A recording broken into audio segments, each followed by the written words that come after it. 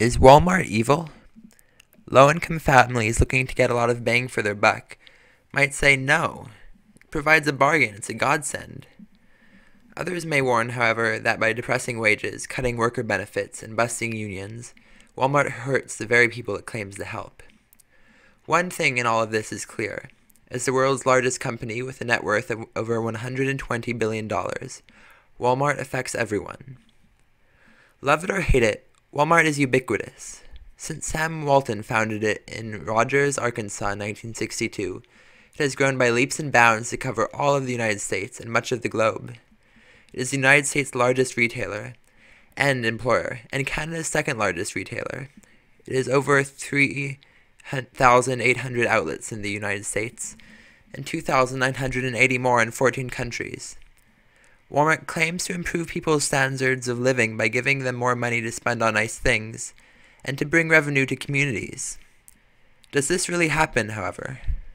When a new Walmart is built in a community, the company claims, it will attract shoppers who patronize other locally owned businesses. In truth, most of the consumers that shop at Walmarts are taken from locally owned businesses, 84% in total. And while the money that they spend at Walmart usually goes back to the company coffers, if they were to spend it at locally owned businesses, it would stay in the community and enrich them. Walmart argues that the property taxes it pays for its huge supercenters provide lots of money for the community, but these tend to be built in rural areas with low property taxes. The businesses it tends to put out of business, however, are usually in the downtown, where they pay high property taxes until they go out of business. This cartoon may seem funny, but it is deadly serious. Walmart creates no net gain in employment. Those whom it screws over find themselves with no recourse but to become a Walmart clerk. But they will find that their new job lacks many of the creature comforts of their old. Walmart only provides health care to half its employees. And what bad health care it is. President and CEO of Walmart, Lee Scott, himself admits, the public program may actually be a better value. Walmart only pays its workers between $7.50 and $8.50 an hour, an annual income that is below the poverty line for a family of 3. As a result, many Walmart employees find themselves turning to the state for assistance and costing taxpayers immensely.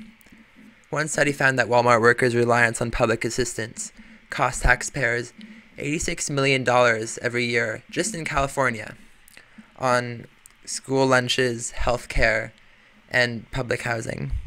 On average, Walmart employees used over $500 in public assistance than the employees of other big retailers.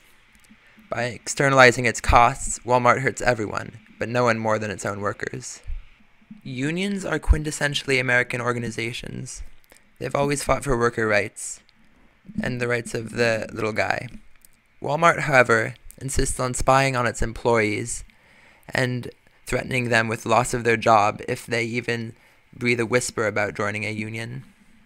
This kind of behavior is illegal. Indeed, the nonpartisan National Labor Relations Board has filed at least 60 complaints against Walmart in the last few years for illegal union busting.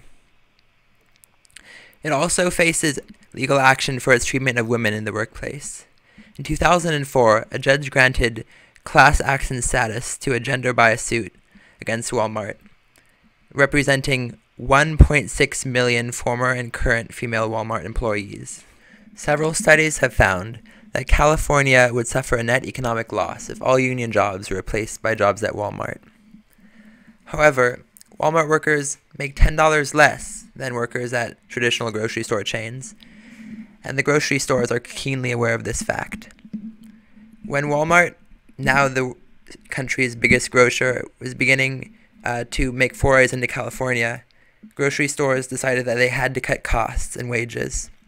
As a result, 70,000 unionized California workers went on strike in October 2003. They were unsuccessful. Their wages ended up being cut, and the days when a grocery worker could hope to live a comfortable middle-class existence began to vanish.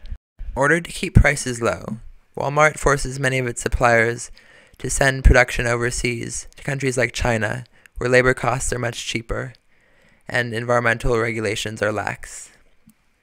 This has some benefits for consumers. For example, you can buy a fan that cost $20 20 years ago for only $10 today.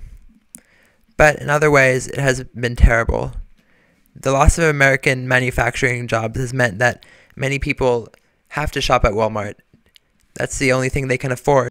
Offshoring sets in motion a vicious cycle, whereby the loss of disposable income forces people to shop for cheaper stuff, forcing more companies to offshore, further lowering income.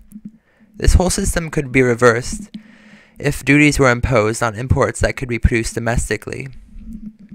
That would make it more expensive to buy stuff from China, but it would give American companies a fighting chance of competing. This would allow more people to get jobs here in the United States and have higher incomes and buy higher quality stuff. Maybe the days when 60% of all the goods sold at Walmart were made in China could be left behind us. It's one thing to sit here and complain about Walmart, but until we as a people decide that the costs outweigh the low prices, Walmart will continue to be just as successful as it has been. Over the last year, 80% of Americans have shopped at a Walmart. Its executives say that, sure, there may be some bad things about it, but the people have been resounding in their choice. Walmart has one of the lowest consumer satisfaction ratings of any company, yet people keep coming back. It's as if they cannot resist those low prices, or maybe they just have no choice. We have to think before we go into Walmart whether it's really worth it, whether we can smile on by and live with the hidden costs of Walmart.